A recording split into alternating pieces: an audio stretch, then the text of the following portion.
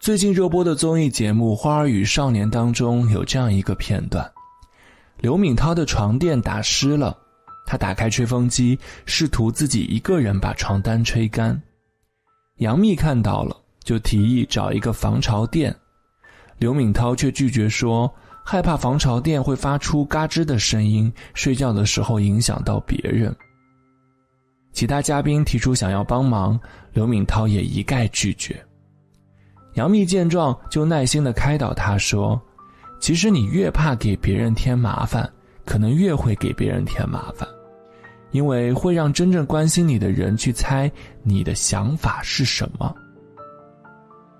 纵观我们周围，也时常有这样的场景发生，有的人生怕麻烦别人，会给别人添乱，无形当中给自己增加了很多压力。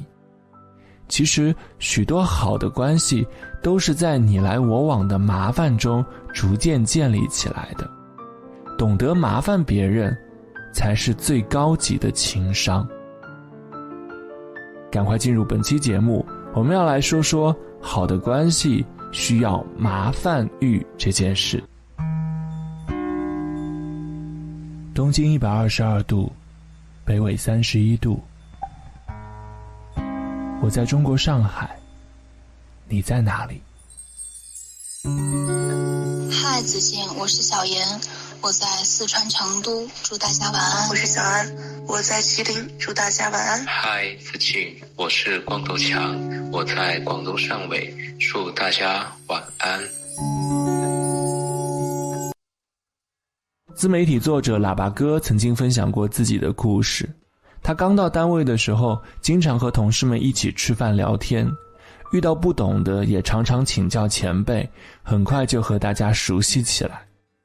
而他隔壁办公室的一位同事却和他们格格不入。他发现这位同事每天一个人准时上下班，很少和其他人说话互动。有时候他去打水，看见隔壁的同事正在忙，就会顺手烧一壶热水回来。谁知道这位同事却客气得有点不知所措，第二天一大早就还了一壶热水过来。还有一次，喇叭哥在吃早点的时候遇见了这位同事，就顺便帮他一起结了账。结果回到办公室，他发现自己桌上放着一些零钱，顿时感到有种说不上来的身份。慢慢的，他有了自知之明，偶尔在走廊里面碰见这位同事，只是客气的点点头，就匆匆绕开了。一起共事3年多，他们之间的关系却比陌生人更疏远。亚里士多德曾经说过人是社会性的动物，因为谁都无法脱离社会而单独存在。生活中，我们和周围人难免有各种各样的交集，我们总以为麻烦别人会给别人带来困扰，还可能会被人讨厌。但仔细想想，那些举手之劳的帮助与恩惠，反而使双方互相靠拢。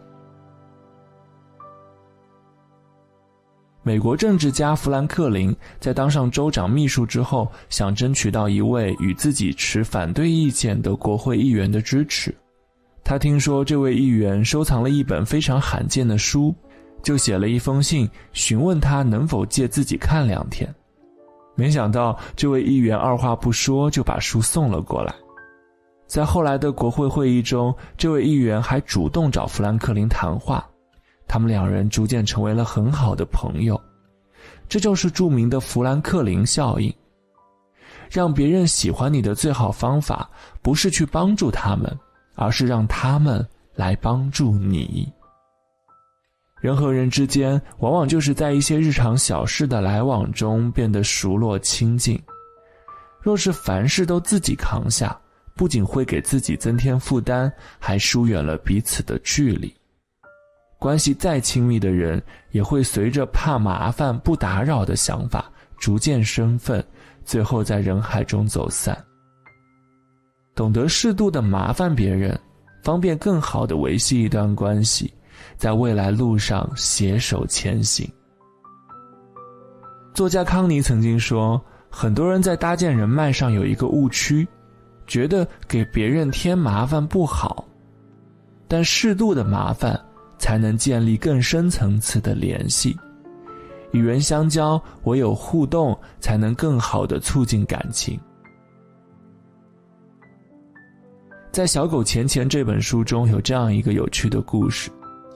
吉亚的母亲买了房子，却因为不懂理财，导致家里生活过得很拮据。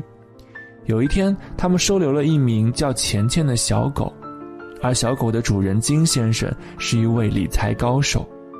他在不久前出了车祸，所以无法照顾他。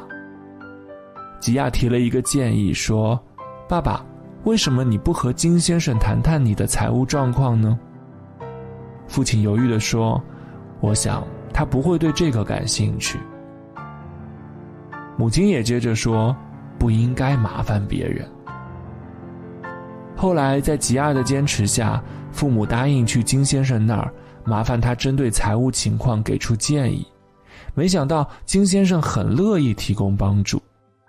在金先生的建议下，家里的财务状况改善了不少，他们的关系也在互相帮助中变得愈发紧密。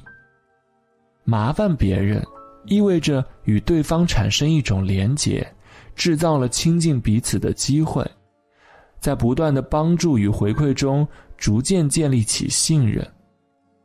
人与人之间永远都是相互的，一段好的关系不是各自精彩，而是双向而行，通过适度的麻烦拉近彼此的心理距离。人情世事，彼此相欠，互相惦记，才能建立稳定长久的感情。当然，即使关系再好，麻烦别人也要注意掌握分寸，把握好人和人之间的度。既不能得寸进尺，也不要将别人的帮助视为理所当然。自己可以做到的是，尽量不去麻烦别人，即使拜托了别人帮忙，自己也要出力。没有人愿意一味的付出，却从来得不到回报。麻烦别人，还要注意礼尚往来。你帮了我一次，下一次你有需要的时候，我也鼎力相助。懂得回馈，相处才能更舒服。武志红在《巨婴国》这本书中说，很多人怕麻烦别人，但是不麻烦彼此，关系也就无从建立。人和人之间若是不互相打扰，便永远都是两条平行线，难以相交。懂得麻烦别人，也不怕被人麻烦，是维系人际关系的最佳纽带。你若雨中送伞，我便雪中送炭。你投之以木桃，我报之以琼琚。愿你和人相处时，不独自发光，彼此麻烦，互相温暖，收获真挚的关系。余生之路，走得更宽，更远。